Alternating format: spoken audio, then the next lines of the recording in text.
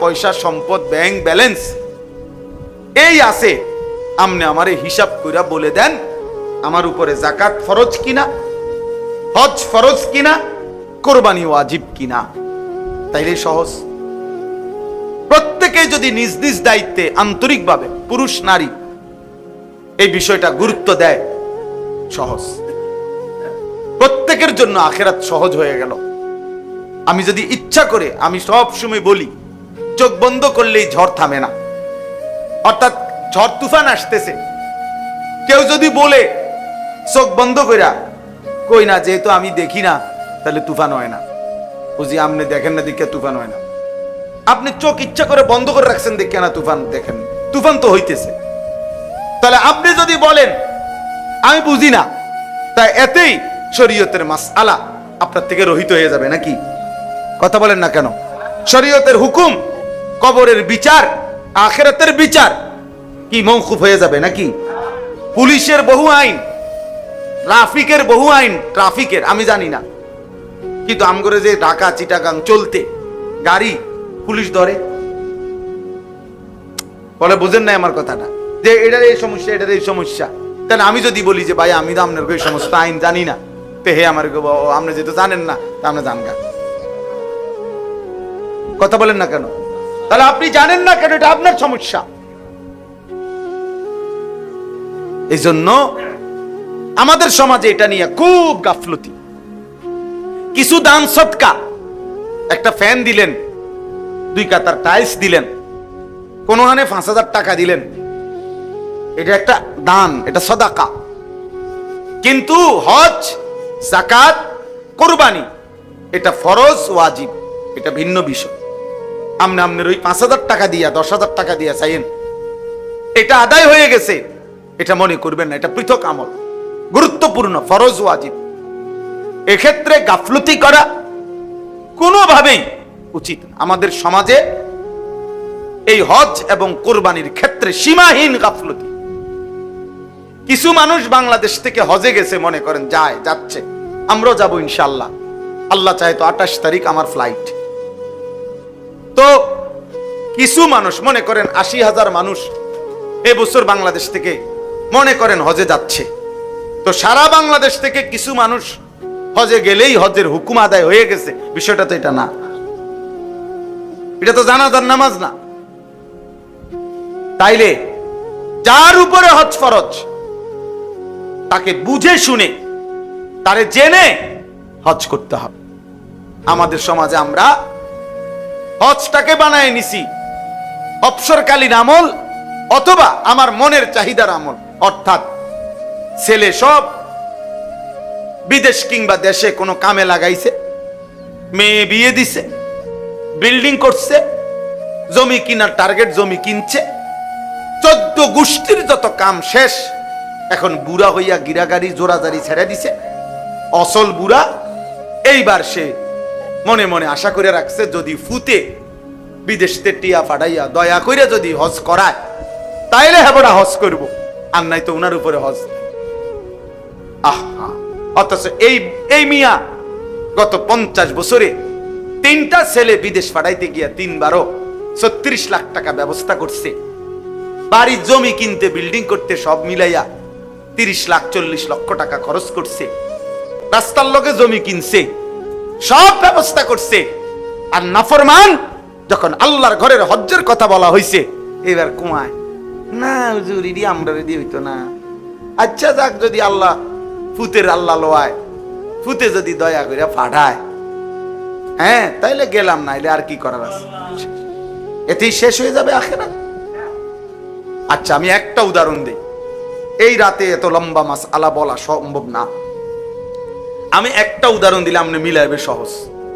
একটা উদাহরণ শুধু বলি, স্পষ্ট কিতাবের মধ্যে আছে, আমি নিজে পড়ছি। কোন ব্যক্তির মনে করেন তার বসত ভিটা ছাড়া, মানে যে গ্রামে থাকে এইটা বাদ দিয়া খেতে বাজারে যেখানেই হোক, তার মনে করেন 10 শতক জায়গা আছে, কথার কথা 8 শতক 10 শতক জায়গা আছে, শুধু এর দূর।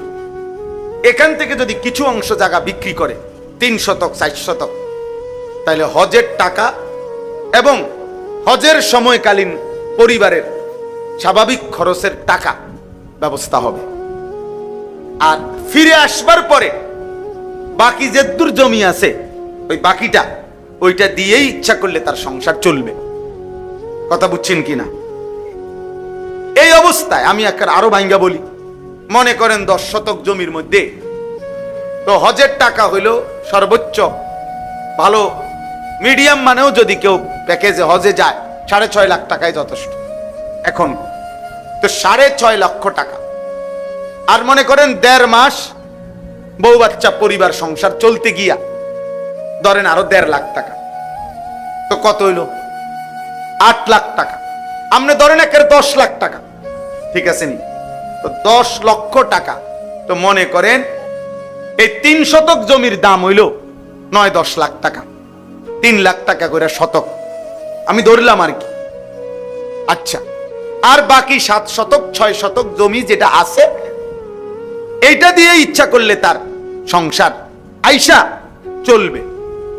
তাহলে এই লোকের কাছে আর ব্যাংকে কোনো টাকা নাই, এই লোকের কোনো ব্যবসা নাই, এই লোকের কোনো ফুদ বিদেশে নাই, এবার আর কোনো জমা টাকা নাই, কিচ্ছু নাই, শুধু বাড়িটা আর ওই জমিটা আছে, এদ্দুর জমি আছে, যে এদ্দুর জমির কিছু অংশ বিক্রি করলে হজের টাকা হবে, সংসারের টাকা হবে ওই কয়দিনের 1.5 মাসের।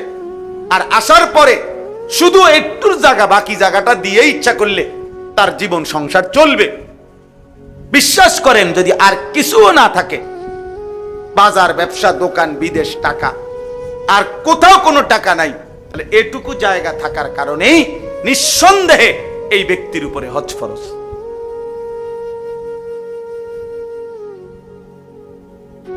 একশো ফরজ, 100 ফরজ।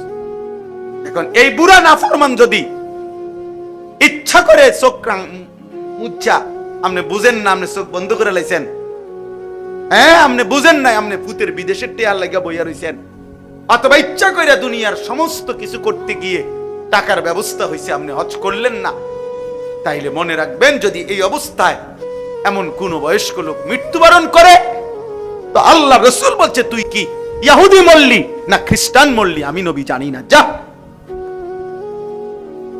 এবার আমনের সুপারিশ আমনের কোন বাফে করব, আমনে এই আব্বারে ঠিক করে রাখি, আমনারে হাউজে কাউসারের পানি কোন আব্বাই দিবে, আমনের সেই আব্বার লগে কথা বলে রাখি।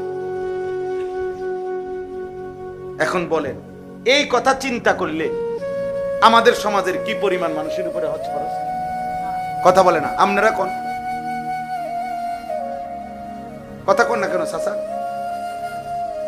কি পরিমাণ মানুষের উপরে হজ ফরজ? বলেন চাচা, বলেন হঠাৎ করা। দেখছেন এই যে উনি বলতেছেন, উনি বুঝছে কথাটা, এই জন্য বলতেছে, সহজ কথা না এটা। আচ্ছা তাইলে এই পরিমাণ সম্পত্তি খুদা 10 শতক 50 শতক 100 শতক 30 শতক 40 শতক জায়গার মালিক নাই মানুষ, তো তাইলে আমনের জমির এক কোণা বেচলেই 3 বার হজ করতে পারবে, 3 বার হজ করতে পারবো মিয়া। এই জন্য দয়া করে কোরআনুল কারীমের মধ্যে আল্লাহ বলছে ওমান কাফারা ফা ইন্নাল্লাহা গানিয়্যুন আনিল আলামিন। আল্লাহ বলছে যে হজ করতে অস্বীকার করে, হজকে যে অবমূল্যায়ন করে, এই হজের আয়াতের পরে এটা মানে এটা হজের আয়াতের সাথে ওয়ালিল্লাহি আলান নাসি হিজ্জুল বাইতি মান ইসতাতাআ ইলাইহি সাবিলা, আল্লাহ বলে যাকে আমি সামর্থ্য দিয়েছিলাম তার উপরে আমি আল্লাহ আমার সন্তুষ্টির জন্য আমার ঘরের হজ ফরজ করলাম। ওমান কাফারা যে প্রত্যাখ্যান করলো, করবে না, আল্লাহ বলেন ফা ইন্নাল্লাহা গানিয়্যুন আনিল আলামিন। এমন নাফরমান যদি সারা পৃথিবীর সবাই হয়, আমি কারো মুখাপেক্ষী না, আমি আল্লাহ আল্লাহই, আমি সকলকেই শাস্তি দেব, সকলকেই শাস্তি দেব।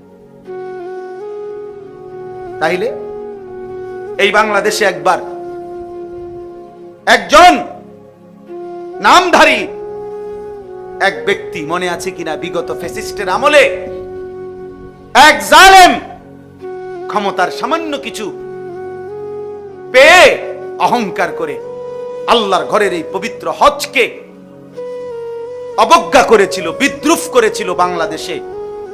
ওই নাফরমানের নাম এখন আর কোন পৃথিবীর কেউ নেয় না, কেউ থুতুও মারে না, কেউ ফিরেও চায় না, ফিরেও চায়। এই জন্য আল্লাহ বলছে ওমান কাফারা ফাইন্নাল্লাহা গানিয়্যুন আনিল আলামিন। যে আমার হজ থেকে মুখ ফিরায় নেয়, প্রত্যাখ্যান করে, আমি তার মুখাপেক্ষী না। যা বেটা, তোর মতো বেটা আমার ঘরে আসবে না বেটা, তুই যাবি না মানে তোর আমি নিব না বেটা।